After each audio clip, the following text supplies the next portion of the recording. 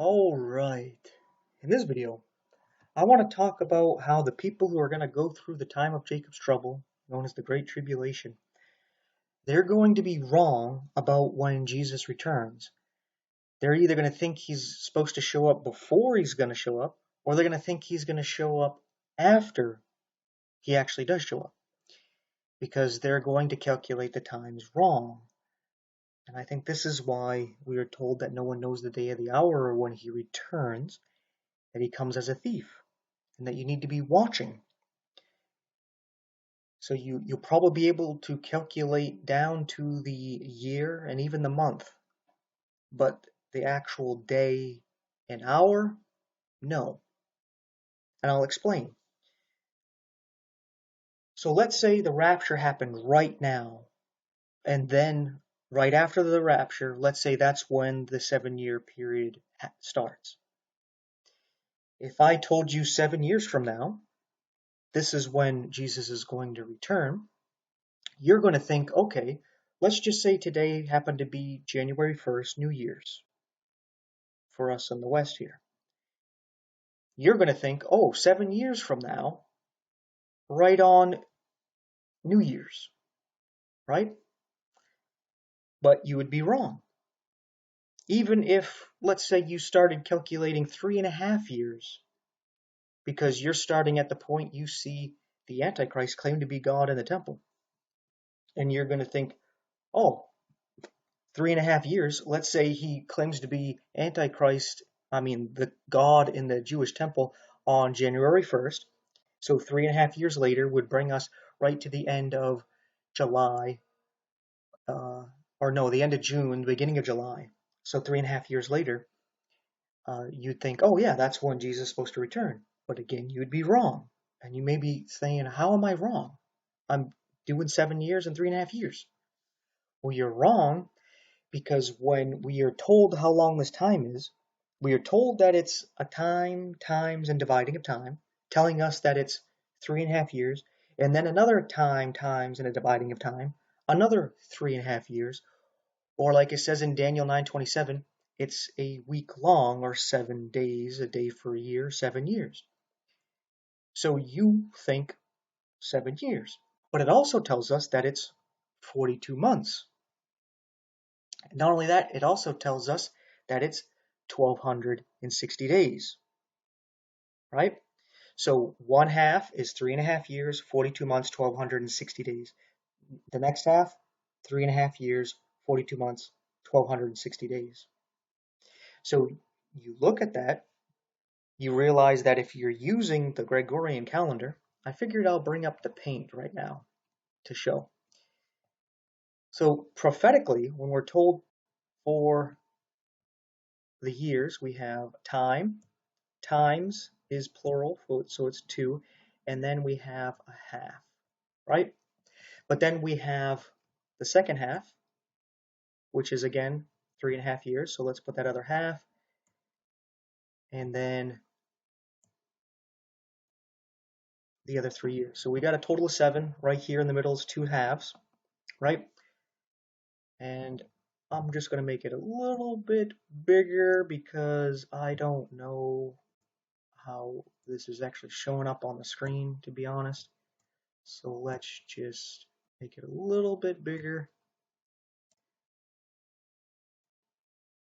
And hopefully you can see that there's 7 with a little split right here. I'll put a little split there to let you know that it's first 3.5, second 3.5, right?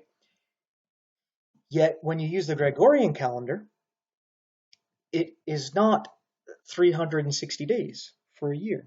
Because when you realize that it's 1,260 days for 3.5 years, you divide that into 3.5 years, you end up with 30-day months, right?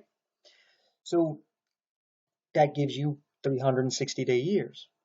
The Gregorian calendar for 7 years would actually add 35 days, because 5 days a year. Plus there's a leap year in there, so there would be 36 extra days. So you would be off by about a half a month right here. The Antichrist would show up a half a month early. So I'll just put here half a month early because your timing is off and you'd be confused, right? And then if you're calculating still using this same starting point, you're going to be off by a whole month plus. So we'll just put an M for month. You would be off by a month. So you would be thinking Jesus is going to be returning in a month, in some days, but he actually returns right then. So you're going to be off if you're using the Gregorian calendar. And if you start here when the Antichrist shows up, you're still going to be off by a half a month, roughly.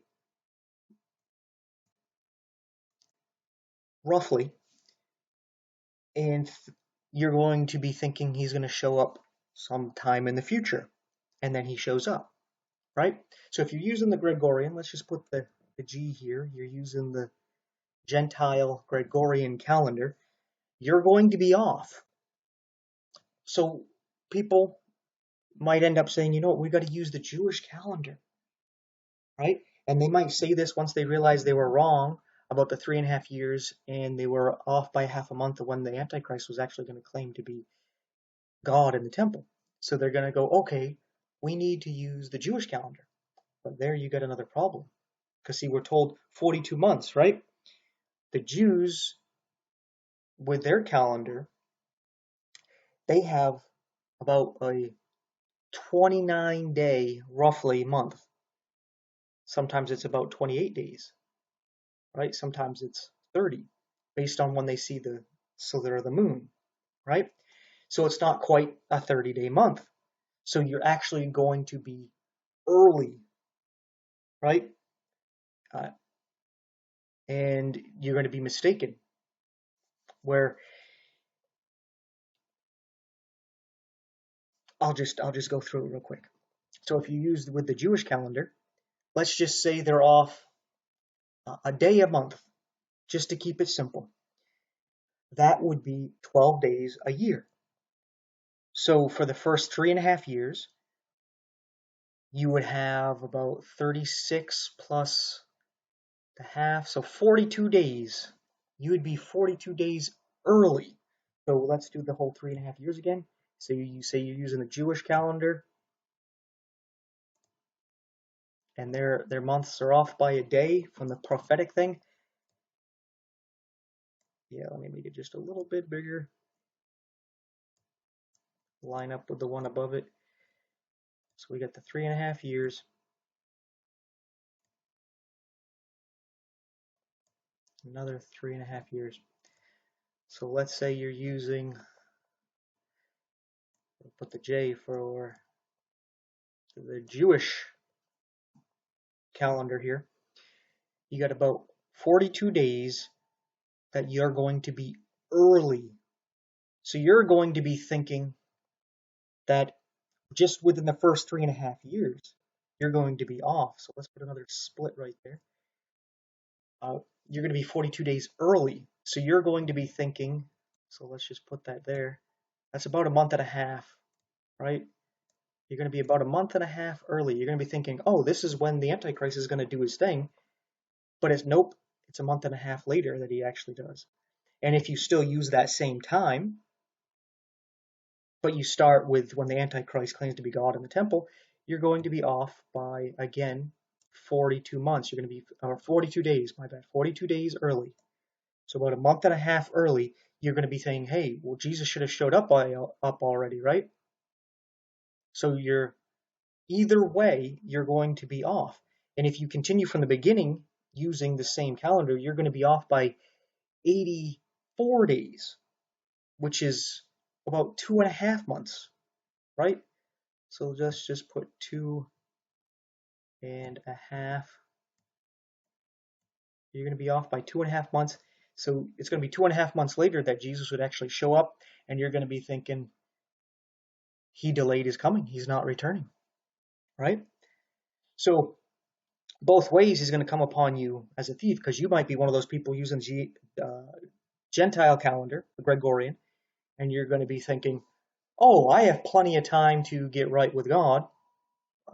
hopefully that's not what's going through your mind, but it's something that possibly could be going through your mind.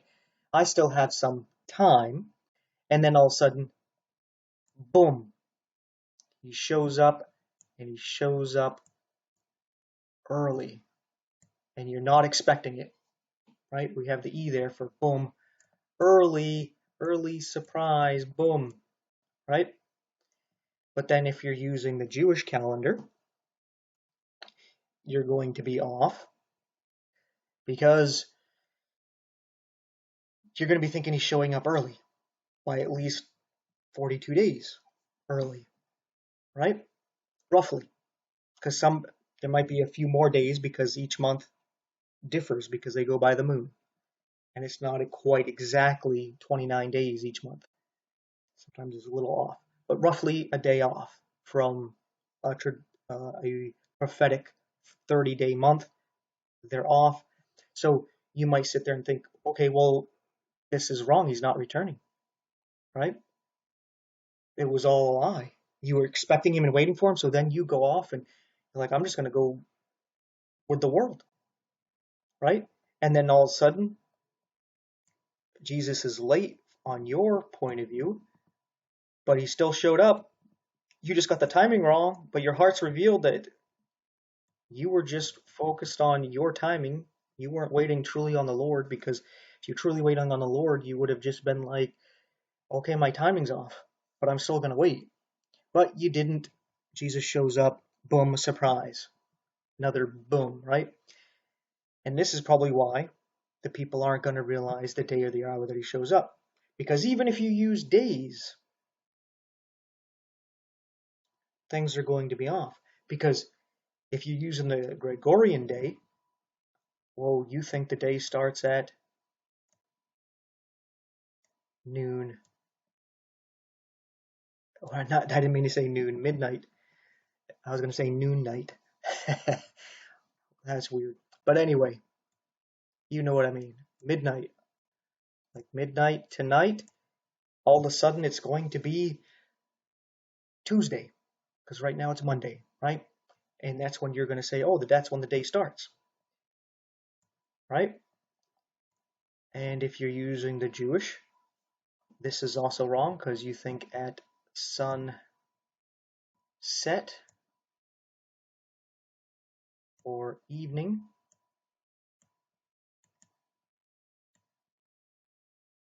That is when the day starts.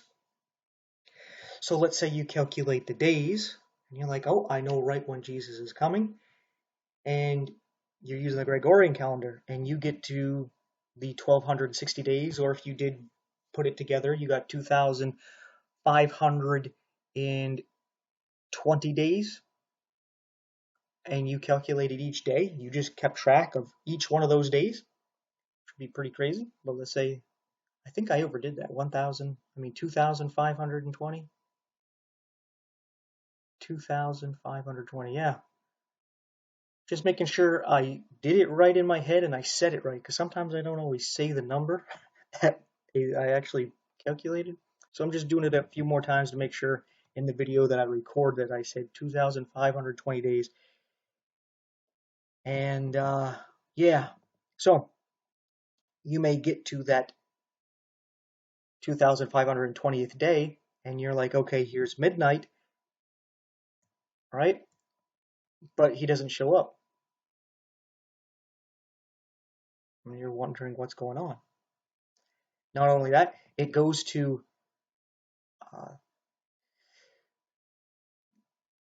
let's say midnight the next day. The next day it's midnight and he hasn't shown up. And you're going to be thinking, okay, he's not showing up because now the next day started. But it hasn't. And I'm going to explain this in a moment. Same thing would happen here. You would get to the 2,520th day and it's now sunset. You think, hey, he should be here, right? And then guess what? It's evening the next day, right? Evening, sunset the next day. Let me put a slash there. Sunset and you're going to think he's not showing up. But guess what? If you're actually using the scriptures, the Bible starts when the day starts, when the day actually comes up. That's why we are in the night. In the new day is about to dawn. The Sabbath day, the millennial reign of Christ is about to dawn. Because that's when the day actually starts, when the sun rises. Right?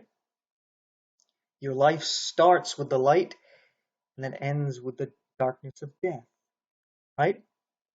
And then you revive in the resurrection when the sun comes up. The return of Jesus, right? So you get that message day in and day out. But a lot of people have going to go by something like this.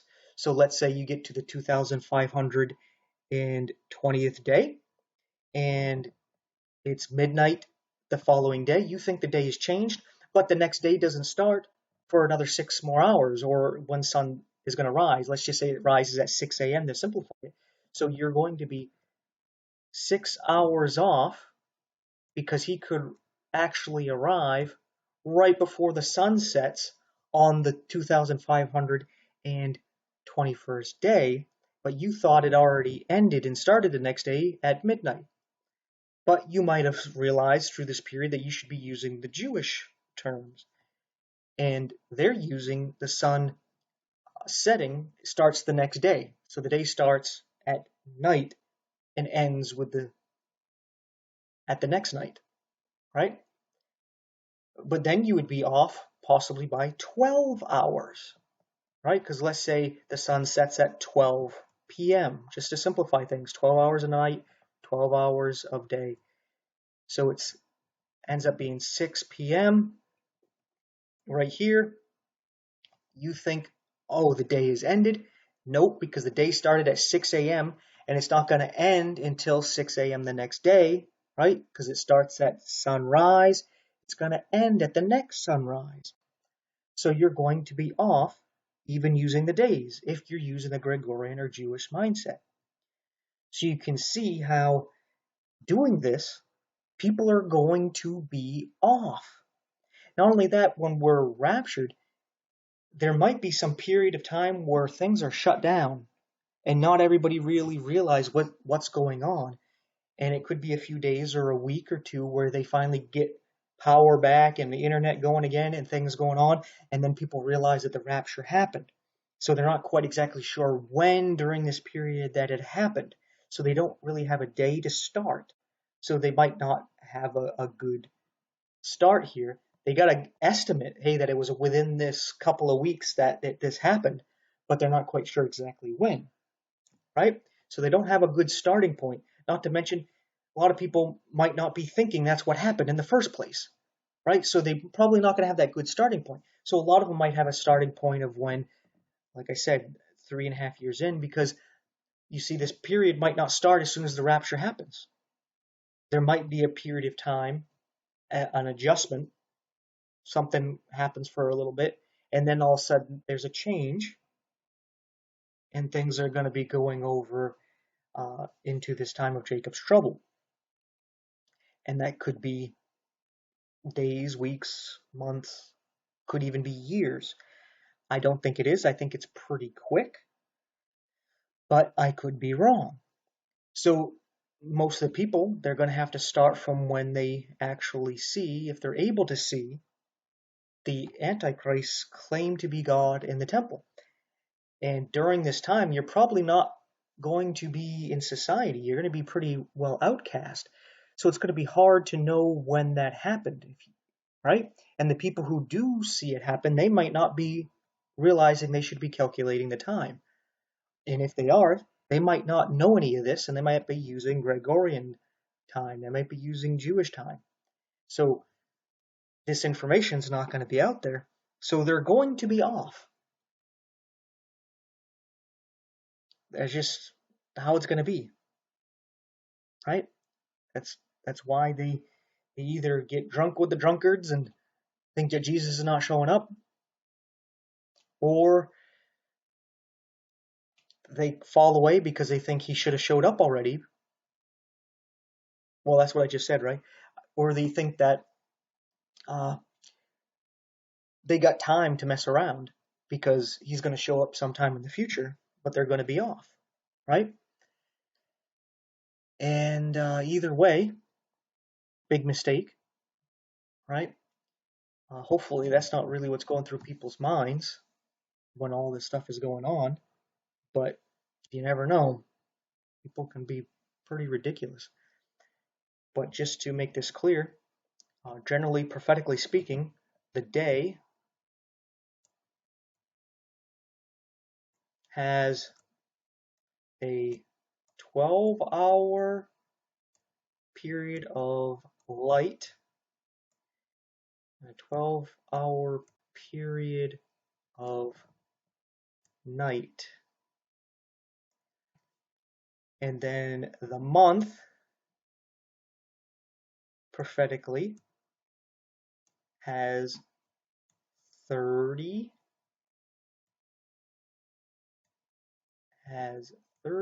of these right here.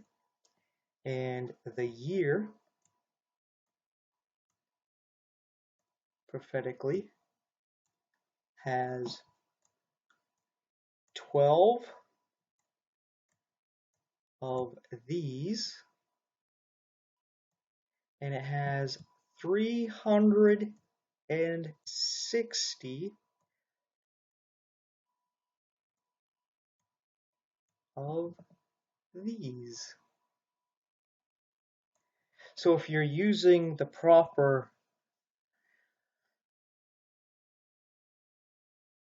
biblical understanding of a day, month, year, understanding that this right here also starts at dawn and ends at dawn. Dawn,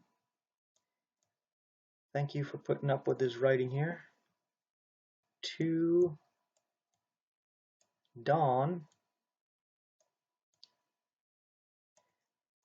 If you understand that and you're calculating, you might get pretty dang close. With everything that's going on, you'll probably get real close to when he's going to return. You'll probably be able to narrow it down the week.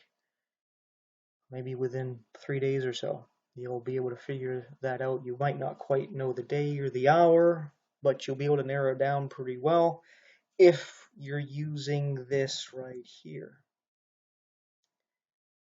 But if you're watching this, you're probably a believer, and you're probably going to be raptured, so it's not going to matter. But this is to help us understand why they're not going to understand. Because their mindset, they don't believe, they don't care. They're either going by the Gregorian because that's what they go by, and they go by the day starting at midnight, and they just think that's how it is. So when they end up reading the scriptures, that's how they're going to see it, right? Oh yeah, 3.5 Gregorian years, where the day starts at midnight, right? But then they might catch on, and they might use Jewish terms, but then they would still be off because the month is not 30 days long, and the day starts at sunset instead of dawn. And that's going to cause a lot of confusion. Yeah, not to mention with all hell breaking loose, there are probably going to be periods of time where you lose track of some days. You lose track of maybe even months. You don't even know what's going on. So it's going to be hard to keep track of all of this among what's going on. But yeah, with all that being said, anybody who is keeping track, they might not necessarily know that what they're actually in, that there's a 7-year period or a 3.5-year period. They might not know what's going on. But anyway, thanks for watching. Take care. And that's that.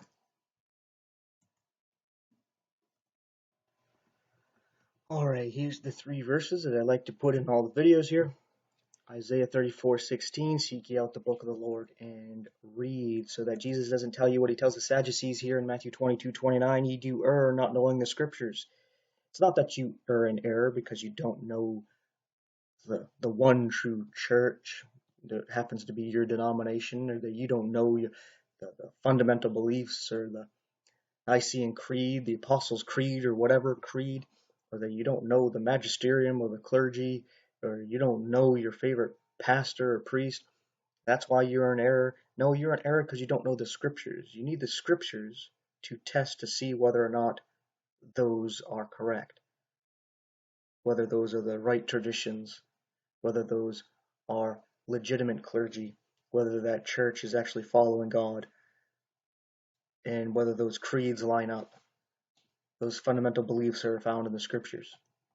Because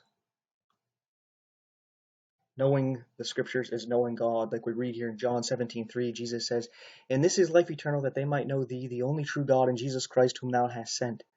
And this is a deep knowing. As Adam knew Eve and she conceived, you need to know God in like manner, so that you may be born again, that his word, his seed, it abides in your heart. Will you truly believe that Jesus Christ is God in the flesh, that he died in your place and gives you his life in exchange, so that your righteousness, your good and your bad, your life, past, present, and future, died 2,000 years ago. Your life is his. He can do what he wants with it. He puts it to death, and he gives you his life in exchange, his perfect, eternal life. That's the deep knowing you need to know of God. So, there you go. Do you know him? Do you want to know him? Get to know him. Thanks again for watching. Take care. That fella couldn't join the church. He couldn't join the church. He couldn't get baptized. He couldn't get baptized. He woke up with God. He woke up with the devil. Are you saved? Amen. So that fella didn't take the sacraments. Didn't take the sacraments. Didn't say the rosary. Didn't say the rosary. Didn't tithe. Didn't tithe. He went to heaven. He went to hell. You saved? Didn't keep the law. He didn't keep the law. He broke the commandments. He broke the commandments. He didn't keep the golden rule. He didn't keep the golden rule. He woke up in glory. He woke up in the pit. Are you saved? You're saved. If you're not saved, you're over here or you're over here. You sure ain't in the middle. He said, Lord, remember me, thou comest thy kingdom. And Jesus turned to him and said, verily I say unto thee, today shalt thou be saved. Just like that. You have been saved? If you ever saved, you were saved like that.